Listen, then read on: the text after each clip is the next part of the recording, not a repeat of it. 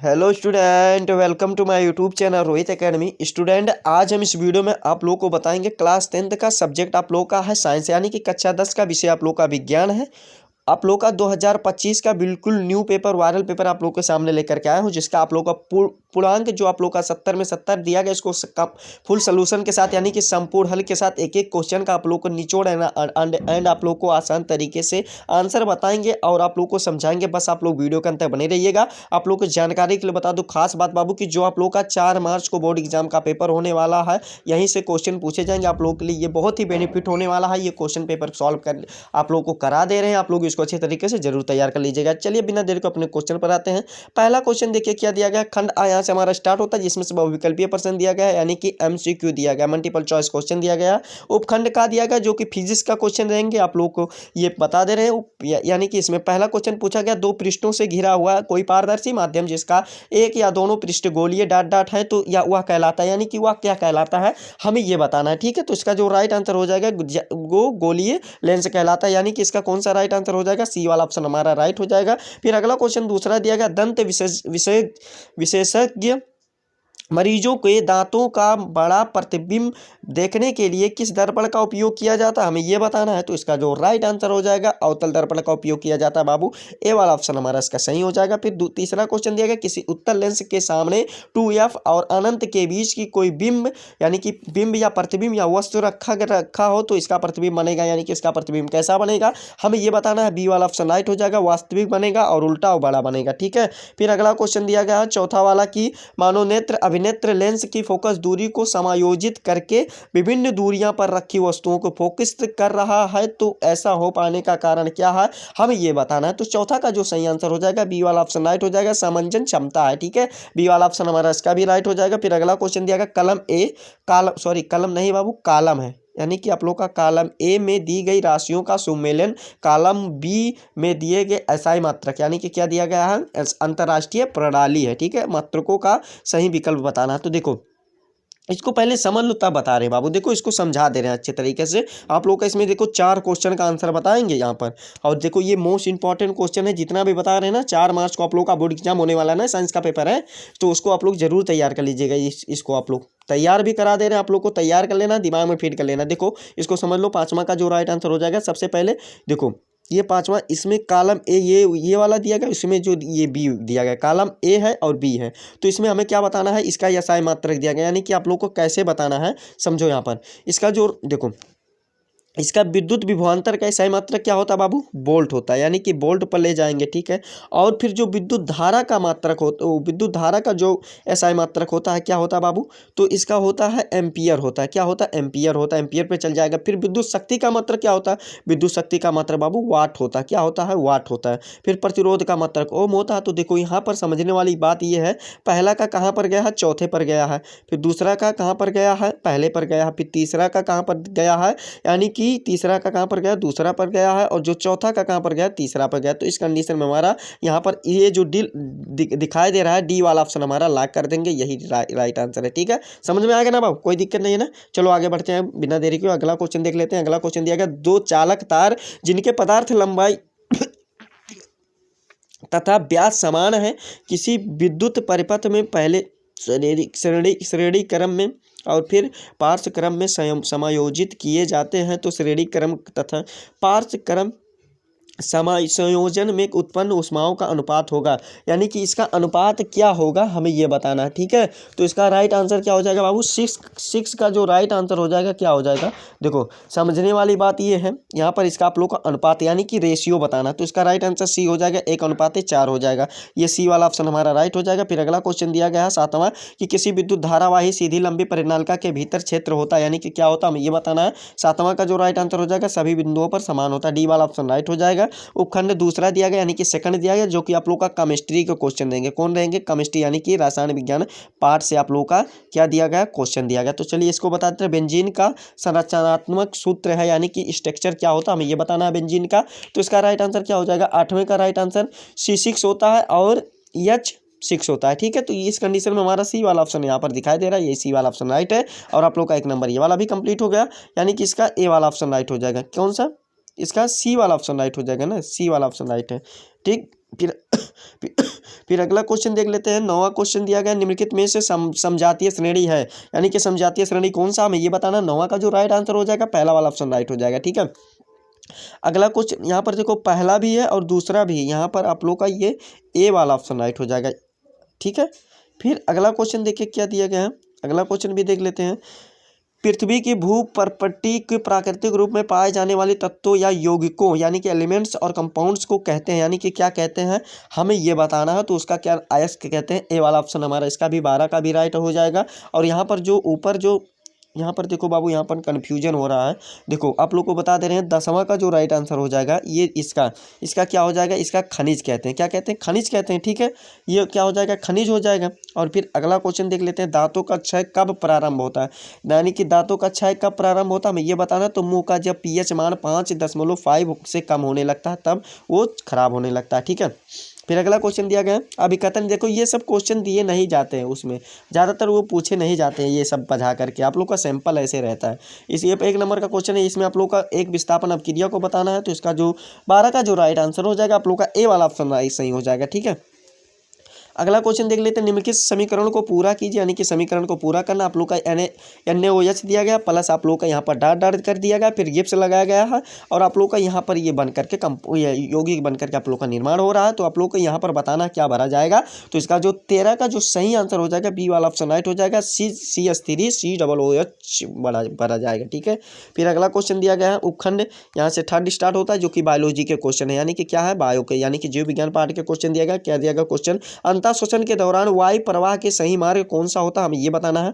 अंतः प्रवाह के दौरान क्या होता है वायु मार्ग का सही, ये हमें बताना है। तो 14 का जो सही आंसर हो जाएगा ये आप लोग का बाबू सी वाला ऑप्शन राइट हो जाएगा। पहले कंठ होता है, फिर उसके बाद नसाद्वार होता है, फिर ग्रसनी, फिर फेफड़े, ऐसी इस प्रकार से प्रक्रिया चलती है। तो ये वाला भी कंप्लीट हो गया। 15 वाला क्वेश्चन देखो क्या दिया गया, आप लोग इसको कमेंट करके हमें बताना है। इसको आप लोग को हमें नहीं पता बाबू, इसको आप लोग को कमेंट करके बताना है, क्योंकि ये आप लोग को बजा करके क्वेश्चन दिया गया। जो कमेंट करेंगे राइट आंसर रहेगा उनका कमेंट पिन कर दिया जाएगा। फिर दिया गया विद्युत आवेग का प्रवाह का सही दिशा होगा, ये क्या होगा, ये हमें खुद नहीं पता है बाबू। तो आप लोग इसको अच्छे तरीके से जरूर कमेंट करके बताइएगा, ठीक है। आप लोग इसको 15 और 16 क्वेश्चन को कमेंट करेंगे, जिसका राइट आंसर रहेगा उसका आप लोग को कमेंट करके पिन कर दिया जाएगा कमेंट को, ठीक है। अगला क्वेश्चन दिया गया 17 वाला, थायरॉक्सिन के बारे में कौन सा कथन सत्य नहीं है, हमें ये बताना है। तो ए वाला नहीं है, क्या है, थायरॉक्सिन के संश्लेषण के लिए लोह आवश्यक होता है, ये वाला नहीं है। तो ये वाला कंप्लीट हो जाएगा। फिर अगला क्वेश्चन दिया गया है 18 वाला कि निम्नलिखित चित्र में ए, बी और तथा सी किस क्रम में होता है, हमें ये बताना। 1 नंबर का क्वेश्चन है, तो 18 का जो राइट आंसर हो जाएगा सी वाला ऑप्शन हमारा सही हो जाएगा। क्या है, सी वाला ऑप्शन क्या दिया गया है कि प्रांकुर है, फिर बीजपत्र है, फिर मूलांकुर, इस प्रकार से सही हो जाएगा। अगला क्वेश्चन दिया गया है कि जनन की अलैंगिक विधि से उत्पन्न संतति में परस्पर अधिकतर समानता होती है, क्योंकि आप लोग इसका निश्चय में बताना है, क्योंकि क्या होता है। 19 का जो राइट आंसर हो जाएगा ए वाला ऑप्शन राइट हो जाएगा, क्योंकि अलैंगिक जनन केवल एक ही जनक में भाग लेता है और फिर अलैंगिक जनन युग्मक शामिल नहीं होते, ये वाला सही हो जाएगा।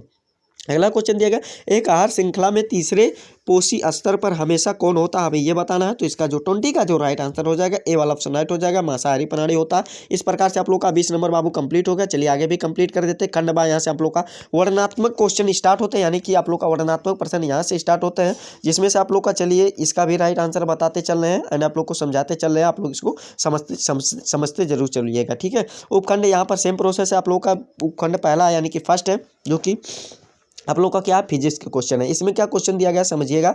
क्वेश्चन आप लोग का यही दिया गया है कि पहला क्वेश्चन है कि दृष्टि दोष किसे कहते हैं या कितने प्रकार के होते हैं। इसका आंसर आप लोग का 4 नंबर का क्वेश्चन है, यानी कि दृष्टि दोष किसे कहते हैं। अगर ये सही रहेगा तो 2 नंबर मिलेगा, और यह कितने प्रकार के होते हैं ये बताएंगे सही रहेगा तो इसका 2 नंबर रहेगा, ठीक है। पैटर्न समझ के बाबू, चलिए आंसर बता देते हैं। दृष्टि दोष का आंसर परिभाषा क्या लिखेगा, देखिए, जब आंखें किसी चीज को साफ से ना देख पाए तो इसे दृष्टि दोष कहते हैं, ठीक है, बस इतना लिखेगा। दृष्टि दोष 3 प्रकार के होते हैं, क्या क्या होता है, निकट दृष्टि दोष होता है और दूर दृष्टि दोष होता है, जिसके देखो निकट दृष्टि दोष को मायोपिया कहते हैं और दूर दृष्टि दोष को हाइप्रेमेट्रोपिया कहते हैं, और एक होता है जरा दृष्टि दोष या दृष्टि वैषम्य होता है, ठीक है, जरा दृष्टि कहते हैं, तो उसको इंग्लिश में क्या कहते हैं, उसका जो दूसरा नाम होता है एस्टिग्मेटिज्म होता है, ठीक है। ये आप लोग का 4 नंबर लिख करके कंप्लीट हो गया, ठीक।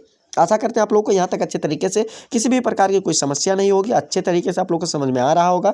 फिर अगला क्वेश्चन दिया गया, हमें आकाश में इंद्रधनुष केवल वर्षा के पश्चात ही क्यों दिखाई देते हैं, ये बताना है। तो इसका आंसर लिखिएगा कि आकाश में इंद्रधनुष सिर्फ बारिश के बाद ही दिखाई देते हैं, क्योंकि बारिश के बाद हवा में क्या होता है, पानी की बूंदें मौजूद होती है। ये बूंदें प्रिज्म की तरह काम करती है और सूरज को रोशनी के रंग बिरंगा करके बिखरने देती है, यानी कि बिखरनी है। इस प्रक्रिया को वर्ण विक्षेपण कहते हैं। बस आप लोग का ये लिख करके 4 नंबर कंप्लीट हो गया। यहाँ पर आप लोग का देखिए, यहाँ पर ये नंबरिंग जो था बाबू, आप लोग का यहाँ पर कंफ्यूज हो गए थे, आप लोग को गलत बता दिए हैं। क्या है, ये पहला वाला का 2 नंबर रहेगा अगर आप लोग दोनों आंसर का लिख रहे हैं, और ये वाला लिख रहे हैं तब 2 नंबर रहेगा। इस प्रकार से ये क्वेश्चन है, समझ गए ना। आप लोग समझदार हो, समझ जरूर गए होंगे। फिर अगला क्वेश्चन दिया गया, हाँ बार बार बता रहे हैं कि 4 मार्च को आप लोग का ये पेपर बोर्ड एग्जाम के लिए बहुत इंपॉर्टेंट है। 4 मार्च के लिए इसको तैयार कर लीजिएगा अच्छे तरीके से, जैसे बता रहे हैं, ठीक है।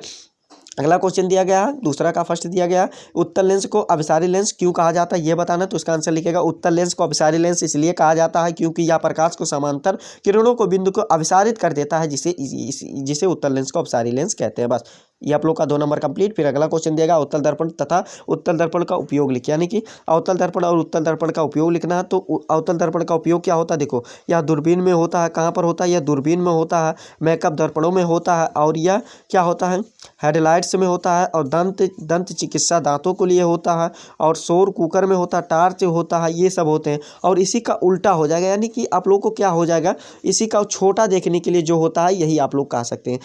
जो चीज़ें छोटी देखने के लिए करते हैं वो आप लोग का क्या हो जाएगा, उत्तल दर्पण में हो जाएगा। बस आप लोग का 4 नंबर कंप्लीट हो जाएगा। फिर अगला क्वेश्चन दिया गया, आप लोग का न्यूमेरिकल दिया गया, इसमें विभवांतर ज्ञात करना है। तो इसका बहुत ही आसान राइट आंसर आ जाएगा। इसको फार्मूला पर रखेंगे, सूत्र क्या होता है, H बराबर आप लोग का क्या होता है, V² अपान क्या होता है, T होता है, ठीक है। इसी फार्मूला पर रख देंगे। आप लोग का प्रतिरोध यानी कि R दिया गया है, और H यानी कि उत्पन्न उष्मा आप लोग का 100 जूल दिया गया है। तो ये वाला दिया गया सभी ना, 100 जूल है उत्पन्न उष्मा यानी कि H, ठीक। और फिर समय आप लोग का 1 सेकंड दिया गया, इसी प्रमाण पर पुट कर देंगे, और आप लोग का ये V² बराबर क्या आ जाएगा, V² बराबर आप लोग का 400 आ जाएगा। फिर आप लोग का 400 अंडर रूट में आ जाएगा, यानी कि आप लोग का वर्ग में आ जाएगा। फिर इसका 20 का वर्ग होता है 400, यानी कि अंडर रूट, ये आप लोग का 20 प्रतिरोध आंसर आ जाएगा। इसी प्रकार से आप लोग कर सकते हैं इसको सॉल्व। फिर अगला क्वेश्चन दिया गया, दूसरा 20 ओम प्रतिरोध वाला दिया गया, इसमें आप लोग को उत्पन्न उष्मा बताना है। तो ये वाला भी कर लीजिएगा। इसका जो राइट आंसर आ जाएगा, क्या आ जाएगा बाबू, इसमें जो उत्पन्न होने वाली क्या है, उष्मा है, ये आप लोग को तैयार कर लेना है। इसको आप लोग का H बराबर जो आ जाएगा, यानी कि 1.5 गुणे 10⁴ जूल आ जाएगा। ये आप लोग का राइट आंसर आ जाएगा, इसको तैयार कर लीजिएगा। फिर अगला क्वेश्चन दिया गया, प्रश्न आप लोग का पहला दिया गया कि 2 चुंबकीय रेखाएं एक दूसरे को प्रतिच्छेद क्यों नहीं करती, ये हमें बताना। तो इसका आंसर लिखिएगा, ऐसा इसलिए होता है कि नहीं, इसका आंसर कैसे लिखेगा कि 2 चुंबकीय क्षेत्र रेखाएं एक दूसरे को नहीं काटती हैं, क्योंकि ऐसा करने पर चुंबकीय क्षेत्र का एक ही बिंदु पर 2 दिशाएं होंगी, और जो संभव नहीं है। इस प्रकार से आप लोग का हो जाएगा कंप्लीट। फिर आप लोग का अगला क्वेश्चन देगा, चुंबक क्षेत्र रेखाओं के गुण लिखिए, यानी कि चुंबक क्षेत्र रेखाओं के गुण लिखिए। इसके निम्नलिखित गुण होते हैं, इस चुंबक क्षेत्र रेखाओं के निम्नलिखित गुण होते हैं, क्या क्या होते हैं समझिएगा। पहला पॉइंट वाइज लिखिएगा, आप लोग लिखते चलिएगा पॉइंट वाइज, कि ये उत्तरी ध्रुव से निकलकर दक्षिण ध्रुव की ओर जाता है। दूसरा पॉइंट लिखिएगा कि ये बंद वक्र होते हैं। तीसरा पॉइंट लिखिएगा कि ये एक दूसरे को नहीं काटती है। और चौथा पॉइंट लिख दीजिएगा क्या, कि चुंबकीय क्षेत्र रेखाएं की लंबाई समान होती है। बस 4 पॉइंट लिख दीजिएगा, 2 नंबर कंप्लीट हो जाएगा। फिर अगला क्वेश्चन दिया गया है कि किसी चुंबकीय क्षेत्र में स्थित विद्युत क्या दिया गया, धारावाही चालक आरोपित बल कब अधिकतम होता है, हमें ये बताना है। तो इसका आंसर भी आप लोगों को थोड़ा बड़ा लिखना है। देखो आप लोग को इसका भी 2 ही नंबर का क्वेश्चन है, तो इसका आंसर कब बड़ा होता है ये बताना ना। तो इसका आंसर क्या लिखेगा, किसी चुंबकीय क्षेत्र में स्थित विद्युत धारावाही चालक पर आरोपित बल तब अधिकतम होता है जब विद्युत धारा और चुंबकीय क्षेत्र एक दूसरे के लंबवत होते हैं। इस स्थिति में बल का मान अधिकतम होता है। बस इतना लिख दीजिएगा बाबू, 2 नंबर, यानी कि टोटल 6 नंबर कंप्लीट। अथवा करके भी आप लोग का दिया गया है, तो ये आप लोग को ऊपर बता दिया। आप लोग को इच्छा हो गई तो इसको भी तैयार कर लीजिएगा, ठीक है। चलिए अगला क्वेश्चन देख लेते हैं। उपखंड सेकंड यहाँ से हमारा स्टार्ट होता है, जिसमें से आप लोग का केमिस्ट्री के क्वेश्चन देंगे। क्या दिया गया इसको भी समझ लो, अच्छे तरीके से समझा दे रहे हैं बाबू, आप लोग इसको समझ लो, ठीक है। आसान तरीके से समझा रहे हैं, निचोड़ तरीके से। 5वां का प्रश्न दिया गया है कि निम्नलिखित अभिक्रियाओं में से संतुलित करके समीकरण लिखना है, यानी कि संतुलित समीकरण लिखना है। 4 क्वेश्चन दिया गया, 4 नंबर, यानी कि सिर्फ समीकरण लिखना है, यानी कि आप लोग को एक क्वेश्चन लिखना बनाना है। क्या दिया गया, तनु सल्फ्यूरिक अम्ल दानेदार जिंक के साथ अभिक्रिया करता है। तनु सल्फ्यूरिक अम्ल यानी कि H2SO4 होता है, और जिंक का क्या होता है, Zn होता है, ठीक है। तो आप लोग का इसको कैसे बताना है, यानी कि समीकरण कैसे बताना है, देखो Zn हो जाएगा, क्या हो जाएगा, Zn हो जाएगा प्लस H2SO 4 हो जाएगा। ठीक है, फिर इसके बाद गिब्स लगा देंगे, यानी कि ये तीर भी कहते हैं इसको ना, तो गिब्स इसका नाम है। क्या है, गिब्स लगा देंगे। फिर इसका जो रिएक्शन यानी कि ZnSO4 वैलेंसी हो जाएगा इसका, और फिर H2 हो जाएगा, यानी कि आप लोग का ये प्लस H2 हो जाएगा। आप लोग का ये 1 नंबर लिख करके कंप्लीट हो गया। आशा करते हैं आप लोग को इसको अच्छे तरीके से समझ में आया होगा। ठीक है, और आगे भी आप लोग को समझ में आएगा। ठीक है, फिर अगला क्वेश्चन दिया गया है कि तनु हाइड्रोक्लोरिक, क्या दिया गया, हाइड्रोक्लोरिक यानी कि HCl दिया गया, अम्ल मैग्नीशियम यानी कि Mg है। ठीक है, और फिर के पटटिर के साथ अब क्रिया करते हैं, तो ये वाला भी आसान है, Mg हो जाएगा प्लस क्या हो जाएगा बाबू 2HCl हो जाएगा, यानी कि हाइड्रोक्लोरिक अम्ल है ना, 2HCl हो जाएगा। फिर गिब्स लगा देंगे। फिर इसका आंसर क्या लिखना है, देखिए इसका आंसर लिख दिया कि MgCl2 हो जाएगा प्लस आप लोग का H2 हो जाएगा। बस आप लोग का यही लिख करके कंप्लीट 1 नंबर। फिर अगला क्वेश्चन क्या दिया गया, देखो समझो। अगला क्वेश्चन आप लोग का दिया गया है, यहाँ पर समझ लो बाबू अच्छे तरीके से।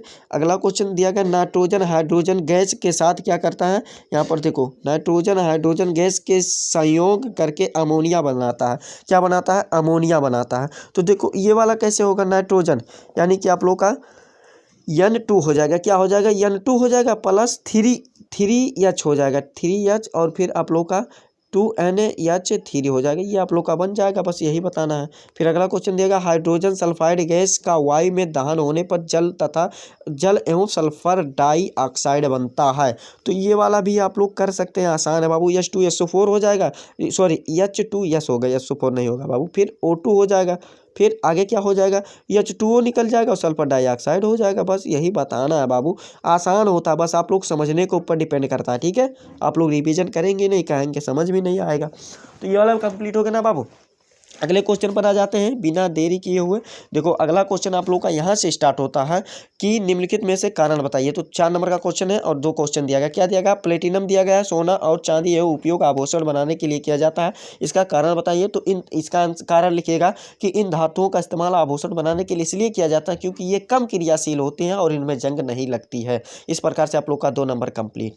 बस अगला क्वेश्चन दिया गया, निष्कर्षण प्रक्रम में कार्बोनेट एवं सल्फाइड अयस्क को ऑक्साइड को परिवर्तित किया जाता है, ये बताइए। तो इसका कारण भी लिख दीजिएगा, क्योंकि ये धातु अत्यंत तन्य और आघात वर्धनीय तथा चमकदार होती है, इसीलिए प्रयुक्त किया जाता है, परिवर्तित किया जाता है। 4 नंबर कंप्लीट हो गया बाबू। फिर अगला क्वेश्चन दिया गया, संयोजी आबंध किसे कहते हैं। संयोजी आबंध के 2 लक्षण लिखिए, यानी कि संयोजी आबंध किसे कहते हैं, इसका 2 लक्षण बताना है। ठीक है, इसका 2 लक्षण बताना है। तो देखिए इसका आंसर लिखिएगा कि जब दो परमाणुओं के बीच इलेक्ट्रॉन के एक जोड़े को साझा करने से बनने वाला रासायनिक बंधन संयोजी आबंध को आणविक बंधन भी कहते हैं। और संयोजी आबंधन के 2 लक्षण क्या क्या होते हैं, देखिए ये होते हैं, इनके भीतर प्रबल आबंध होता है और इनका क्वथनांक कम होता है। बस आप लोग का 2 लक्षण लिख करके कंप्लीट हो गया बाबू। फिर अगला क्वेश्चन देखिए क्या दिया गया है, निम्न का IUPAC नाम बताना है, यानी कि इसका IUPAC नाम बताना है। ठीक है, ये आप लोग का A और B दिया गया है। 2 नंबर का ये वाला क्वेश्चन है। चलिए इसका भी आंसर आप लोग को बता देते हैं। पहला दिया गया है CH3 दिया गया, फिर CH2, फिर CHO दिया गया। तो ये किसका है, प्रोपेनल का है। किसका है, प्रोपेनल का है। 1 नंबर कंप्लीट हो गया। फिर जो दूसरा दिया गया, ये दूसरा किसका है, ये प्रोपेनोन का है। किसका है, प्रोपेनोन का है। ये वाला कंप्लीट हो गया, वो 2 नंबर कंप्लीट हो गया। फिर अगला क्वेश्चन दिया, कठोर जल को साबुन को उपचरित करने के लिए झाग का निर्माण को समझाइए, यानी कि इस प्रक्रिया को समझाना है। तो इसका आंसर लिखिएगा, क्या झाग बनने के देखिए क्या है, कठोर जल को साबुन को से उपचरित करने के पर झाग नहीं बनता है, बल्कि आघुलनशील पदार्थ यानी कि स्कम बनता है। और ऐसा इसलिए होता है क्योंकि कठोर जल में मौजूद कैल्शियम और मैग्नीशियम का लवण साबुन के साथ मिलकर के आघुलनशील पदार्थ बनाते हैं। और ये क्या होते हैं, आघुलनशील पदार्थ बनाते हैं। और फिर जब साबुन कठोर जल के संपर्क में आता है तो साबुन की वसा क्या होती है, देखिए समझिएगा कि अम्ल का सोडियम लवण कैल्शियम या मैग्नीशियम लवण की क्रिया करता है। इस प्रकार से आप लोग का 6 नंबर का क्वेश्चन था, तो थोड़ा और लिख दीजिएगा, ये आप लोग का 6 नंबर कंप्लीट हो जाएगा। अथवा करके दिया गया, इसको आप लोग स्वयं से तैयार करना। आगे का क्वेश्चन विकृत गंधिता है, रेडॉक्स अपक्रिया है और स्टिरीकरण है, और एक आप लोग का क्या होता है, संक्षारण होता है। इसको आप लोग को खुद से तैयार करना है बाबू। क्वेश्चन को बताना हमारा काम है, तैयार करना आप लोग का। इसको अच्छे तरीके से तैयार कर लीजिएगा। और फिर उपखंड तीसरा यहाँ से स्टार्ट होता है, जो कि बायो का क्वेश्चन है, यानी कि बायोलॉजी पार्ट के आप लोग को भाग के क्वेश्चन दिए गए। इसको भी आप लोग कॉपी में नोट कर लीजिएगा। वैसे ये क्वेश्चन इंपॉर्टेंट है नहीं ज़्यादा, ये जो बता रहे हैं ना, जो इंपॉर्टेंट, इसको आप लोग लिख लीजिएगा, इसको तैयार कर लीजिएगा। क्वेश्चन को बताना हमारा काम है, तैयार करना आप लोग का। 8वां क्वेश्चन देगा, जो निम्नकरणीय और गैर जो निम्नकरणीय पदार्थों के बीच अंतर बताइए, इनका उदाहरण लिखे। तो इसको आप लोग तैयार कर लीजिएगा, ठीक। इसको आप लोग तैयार करना, अभी बताएंगे जो नहीं तैयार करना है। निम्नलिखित चित्र को अंतर आप लोग इसको नाम लिखना है। तो आप लोग ये वाला तो जानते होंगे, इसको अगर नहीं जानते हो तो इसको तैयार कर लीजिएगा, इसमें क्या। और ये जो दिया गया इसको मत तैयार कीजिएगा आप लोग को, ठीक है। ये सब फालतू के दे देते हैं बाबू आप लोग का। ये 4 नंबर का इसको मत तैयार कीजिएगा। देखो कोई भी क्वेश्चन पेपर उठा कर देंगे, ये ऐसा क्वेश्चन नहीं देखने को मिलेगा। अगर ध्यान को पढ़ करके प्रश्नों का उत्तर दो तो ये कौन स्टूडेंट नहीं कर सकता। इसके पीछे समय नहीं बर्बाद करना है। अगला क्वेश्चन 11 वाला दिया गया, मानव आहार नाल का आरेख बनाइए और उसमें निम्नलिखित भागों को नामांकित चित्र मुख्य और गर्भिका आमाशय छोटी आंत, इन सभी को आप लोग को बताना है, दर्शाना है। ये तैयार कर लीजिएगा, ठीक है। अथवा करके भी जो दिया गया इसको भी तैयार कर लीजिएगा। क्या दिया गया है समझ लो इसको, कि स्त्री केसर का स्वच्छ एवं नामांकित यानी कि सुंदर और नाम के लिख करके आरेख बनाइए, यानी कि चित्र बनाइए और उसमें परखनली की वृद्धि और बीजांड के उसके प्रवेश करते हुए दिखाइए। 6 नंबर का क्वेश्चन है, इसको भी आप लोग अच्छे तरीके से प्रिपेयर कर लीजिएगा, यानी कि तैयार कर लीजिएगा, ठीक है। यही था आप लोग का यही था आप लोग का कक्षा 12 का पेपर, सॉरी कक्षा 10 का आप लोग का साइंस का पेपर था, जो कि आप लोग को इस वीडियो में फुल सोल्यूशन के साथ, यानी कि संपूर्ण हल के साथ आप लोग का एक एक क्वेश्चन का आंसर आप लोग को अच्छे तरीके से प्रोपर तरीके से समझा दिए हैं, आप लोग को बता दिए। आप लोग को ये हमारा प्यारा सा लवली सा वीडियो कैसा लगा है कमेंट करके जरूर बताइएगा। हाँ, अगर आप हमारे चैनल पर नए हो तो बाबू चैनल को सब्सक्राइब कर लीजिएगा, बेल आइकन को दबा दीजिएगा। और आप लोग वीडियो को शेयर नहीं करते हो ना, तो आप लोग को यही काम रहेगा कि इस वीडियो को क्लास 10th के जितने भी स्टूडेंट हैं, जो कि आप लोग को 4 मार्च को पेपर देने जा रहे हैं, तो उनके पास ये वीडियो शेयर करके जरूर पहुंचा दीजिएगा, ठीक है। चलिए हम आप लोगों से मिलते हैं नेक्स्ट वीडियो में नेक्स्ट टॉपिक के साथ। तब तक के लिए जय हिंद, जय भारत, वंदे मातरम।